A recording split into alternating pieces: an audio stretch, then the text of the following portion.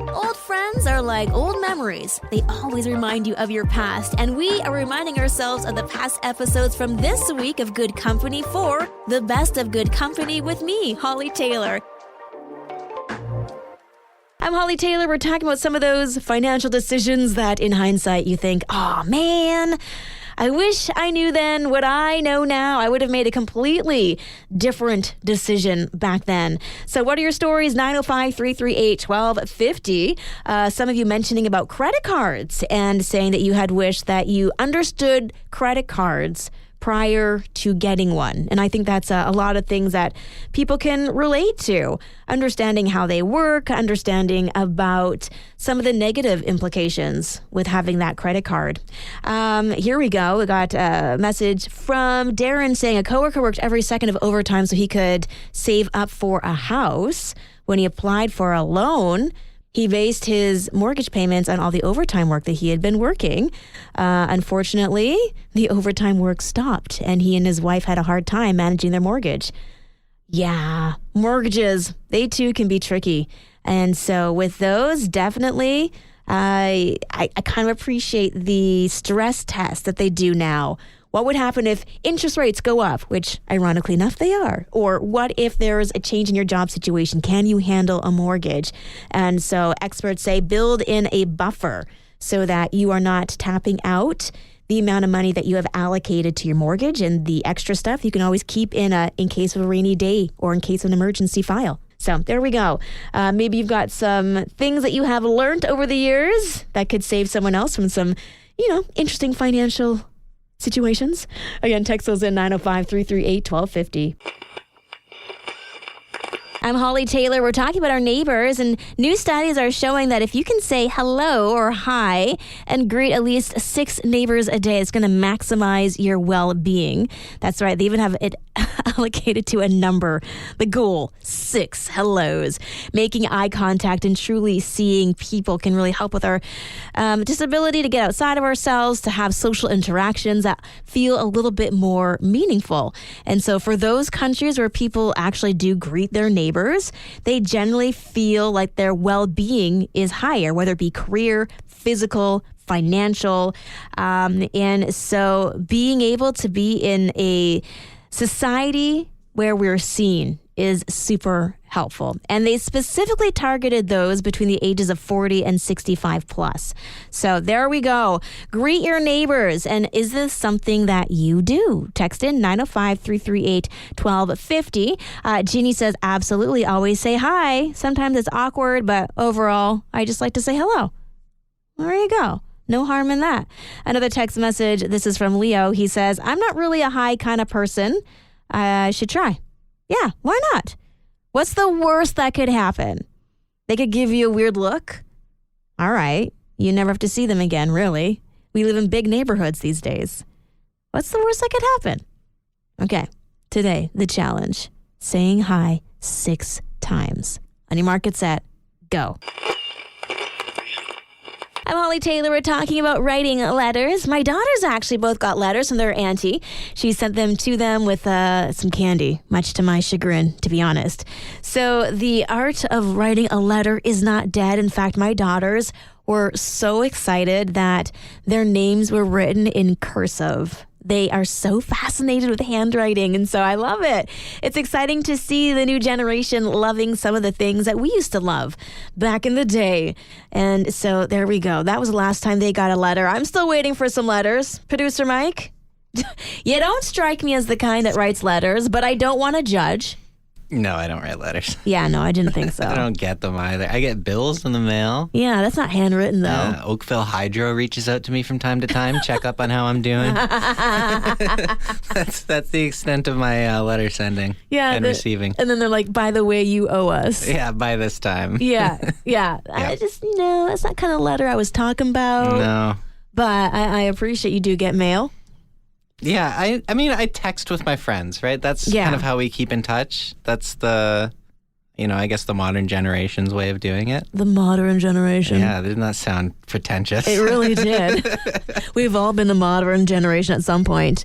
Millennial, you mean? Millennial? Yeah, sure. Yeah, we'll go with that. Oh, young people these days, go have your avocado toast. I can't hear you. I'm Instagramming or something. Oh, okay. So clearly producer Mike not in the habit of writing letters. Oh, goodness. But in this case, producer Mike, you might be in the minority. Rose texted in 905-338-1250 saying that, yes, she loves getting handwritten letters. Generally, she does a handwritten letter to her closest friends at Christmas. And I totally get that. It's kind of like the year recap, right? Dear so-and-so, here's all the things that happened. Although it kind of sometimes feels like a diary entry when I try to do them. So we just take a family photo and I write Merry Christmas. And then I send those out. So does that count? No, probably not. But handwritten letters, are you still doing them? Hollie Taylor here. We got producer Mike over there. Producer Mike, would you ever go skydiving for a birthday? Yeah, challenge accepted. I gotta push myself to do things that scare me. So yeah, let's do it. Okay, so I won't go with you, but I hope someone buys you a ticket. Great. I was hoping for some moral support there. I thought this was going to be like a tandem thing, a team building exercise. Yeah. We're going to jump out of a plane together. The whole team You're here. just sending me up there by myself. Yeah, I'm in a like, good Cessna. luck, Godspeed. Yeah.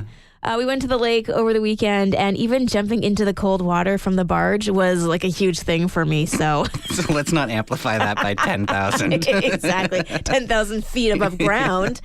But that's what we're talking about. Hillary, 90 years young, and going skydiving for her birthday with her 2 granddaughters. Love that so much. Has there been a outrageous birthday gift or some kind of party that you've been able to be a part of that just really made you feel alive? Text in 905-338-1250.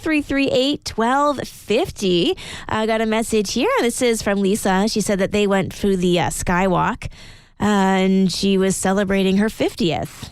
Yeah, honestly, I don't think I would do it.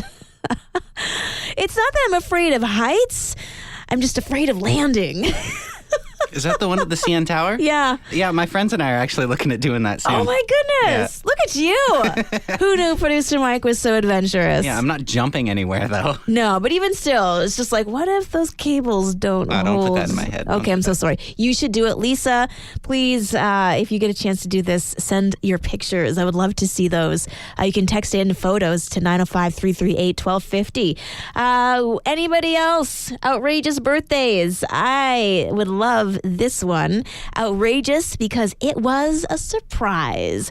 I got a message here from Heather. She said that her husband surprised her for her 45th birthday with a trip to Hawaii. She's hoping for her upcoming 50th birthday that there'll be another trip in the works. That would be so fun, opening up your present and it's just a plane ticket to go somewhere amazing. Thank you so much for sharing your stories today. Thank you so much for joining me on Good Company today, whether it's streaming at joyradio.ca. You can actually stream via the app, the My Joy Radio app, and you can also listen to some of your favorite programs on demand. We archive them for you, so if you've missed something and you want to hear it again, check the app and look to see if that program has been archived. Okay, well, thinking of things that have been archived or listening to things again, how about wearing things again? As today is secondhand wardrobe day, and I really like this because I know budgets are tight. I was musing with a friend. I don't want to say joking because it's kind of painful, but I feel like some of our grocery bills or our gas bills are what our mortgages and rent used to be, which was a huge reality check taking a look at that. Things feel a little out of control with inflation and what we're paying for things that we have to purchase. And so one way to try to ease some of that financial stress or pressure is to hit up the different thrift stores and create a secondhand wardrobe, which might take a little bit of time as you're perusing the aisles and going through the clothes, but you can find great bargains. Also, for those of you who are concerned about the environment, it is essentially a way of helping to curb the fast fashion trend. And so there are things that you can absolutely buy secondhand that are okay, and a lot of the clothes still have a lot of life left in them. Some things that you shouldn't buy secondhand. Car seats are one of the number one things they say do not buy at a thrift store. In fact, most thrift stores won't even accept them, just as a way you don't know where they came from. They could have been in an accident. They could be damaged. So those are one things that you don't want to get secondhand. Another thing is that Not all secondhand clothes are washed before they get donated. So, consignment, yes, they generally are, because you want the clothes to look nice for them to be accepted. But going to a thrift store, you may want to make sure you take some time to throw those things in the laundry before you wear them. So, a couple little thrift tips about what to get, what to do, and what to avoid.